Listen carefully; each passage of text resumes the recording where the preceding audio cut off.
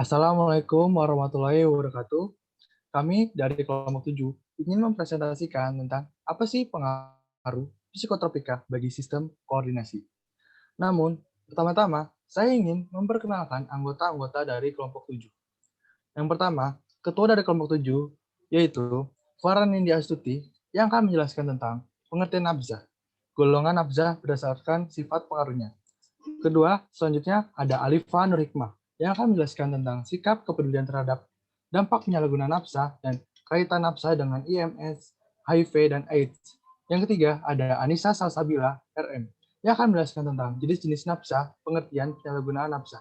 Dan terakhir, saya sendiri, Muhammad Ridwan Alfiansa, yang akan menjelaskan tentang alasan penggunaan nafsa dan kiat-kiat penyalahgunaan nafsa. Baik, selanjutnya akan dilanjutkan oleh para Nindya Astuti.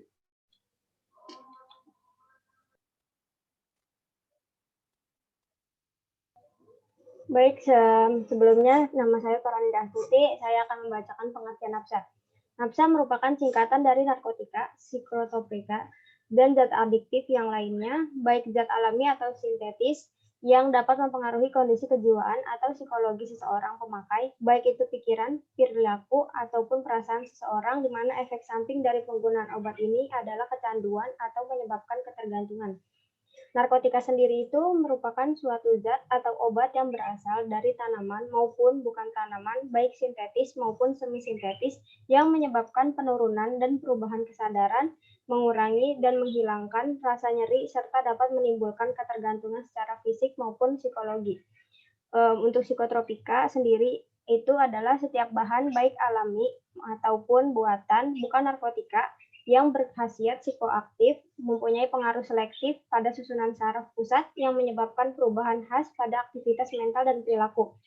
Untuk zat adiktif adalah bahan lain yang bukan narkotika atau psikotropika yang merupakan inhalasi yang penggunaannya dapat menimbulkan ketergantungan, misalnya seperti lem, aseton, ether, premix, thinner, dan lain-lain.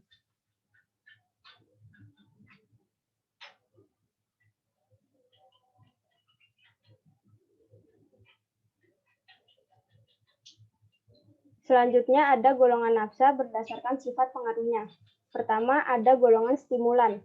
Golongan stimulan ini dapat merangsang sistem saraf pusat dan menyebabkan organ tubuh seperti jantung dan otak bekerja lebih cepat, sehingga mengakibatkan penggunanya lebih bertenaga serta cenderung lebih senang dan gembira untuk sementara waktu. Senyawa yang termaksud golongan stimulan yaitu amfetamin, ekstasi, kokain, kafein, dan alkohol. Untuk yang kedua, itu ada golongan depresan. Golongan depresan ini dapat menekan atau mengurangi kerja sistem saraf, sehingga menurunkan aktivitas pemakainya menjadi lambat atau tertidur. Senyawa yang termaksud golongan depresan yaitu opiat, barbiturat, alkohol, dan ganja. Untuk yang ketiga, ada golongan halusinogen. Untuk golongan halusinogen ini bersifat mengacaukan sistem saraf pusat, memberikan pengaruh halusinasi, atau melihat suatu hal atau benda yang sebenarnya tidak ada, yang berlebihan, dan lama-kelamaan membuat perasaan khawatir yang berlebihan atau paranoid. Senyawa yang termasuk golongan halusinogen yaitu ganja, bunga kecebung, lem, bensin, dan jamur kotoran sapi. Baik, selanjutnya akan dijelaskan oleh Anissa Salsabila.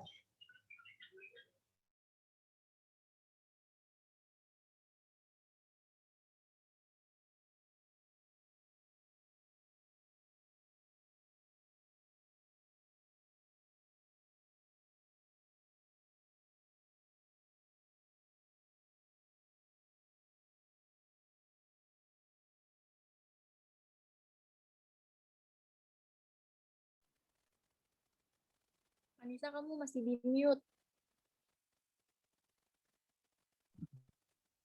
Jenis-jenis nafzah berdasarkan cara pakai. 1. Disuntikan, contohnya morfin, heroin, dan sedatif. 2. Dihirup, contohnya ganja, L atau lestridge acid, itu sabu-sabu, ekstasi, kokain. Berdasarkan bentuk, 1. Pil, contohnya ekstasi, nipam, dan LSD. 2. bubuk ganja, kokain, dan sabu-sabu. 3. Cair, morfin, heroin, dan sedatif. Berdasarkan bahan 1. Alami, ganja, kokain, opium.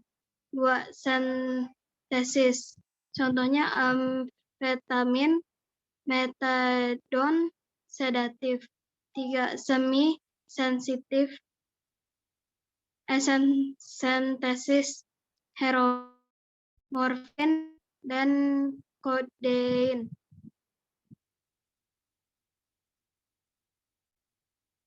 Penyalahgunaan nafzah.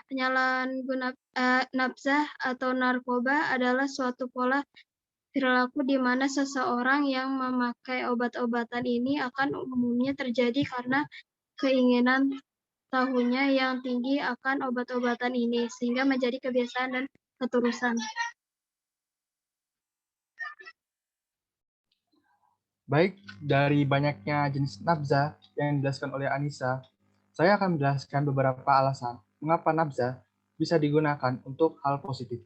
Yang pertama, digunakan untuk menghilangkan rasa nyeri yang hebat ataupun untuk mengurangi rasa tegang pada penderita yang akan dibius sebelum operasi.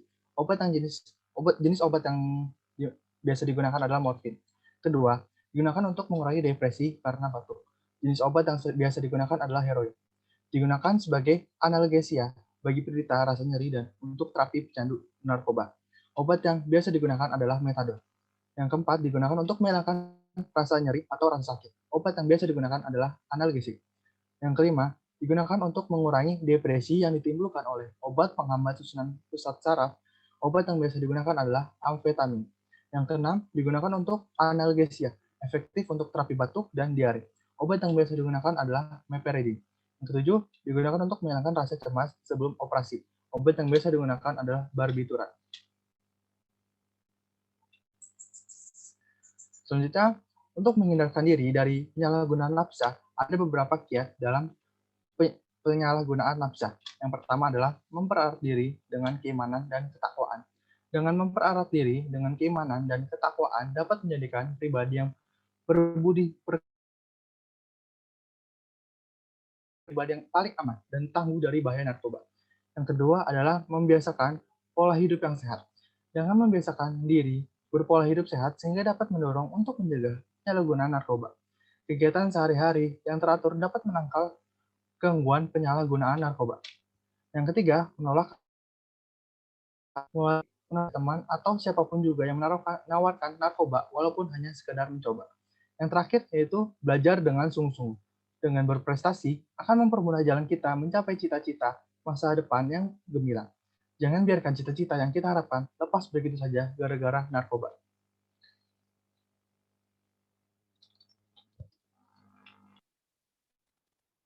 Selanjutnya, sikap kepedulian terhadap dampak buruk penyalahgunaan nafza. Kementerian Sosial melalui Direktorat Rehabilitasi Sosial Korban Penyalahgunaan Narkoba mengedepankan penguatan sumber daya manusia khususnya dalam program pencegahan penyalahgunaan narkoba pada remaja dan memberikan pengetahuan yang diperlukan tentang ancaman narkoba. Yang kedua, keluarga memantau hubungan dan kegiatan anak-anak mereka, memberikan kesempatan kepada anak-anak mereka untuk belajar lebih lanjut secara memadai dan melakukan kegiatan yang positif, serta memberikan kasih sayang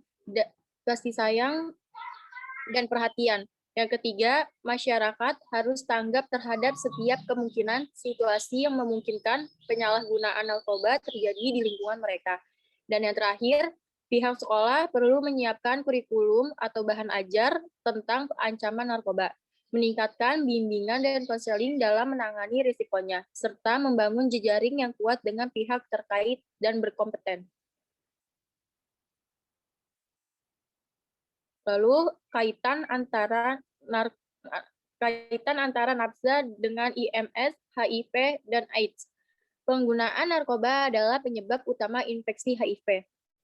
Baru penggunaan alat suntik, terutama semprit secara bergantian dapat menularkan HIV, virus hepatitis, dan infeksi lain.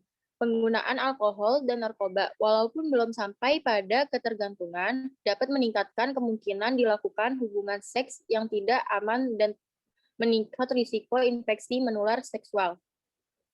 Sedangkan ada korelasi erat antara HIV dengan IMS.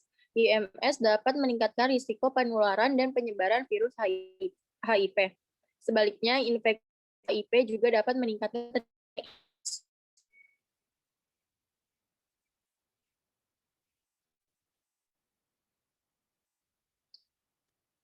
Mungkin itu saja yang dapat kelompok kami sampaikan. Kurang lebihnya mohon maaf. Wassalamualaikum warahmatullahi wabarakatuh.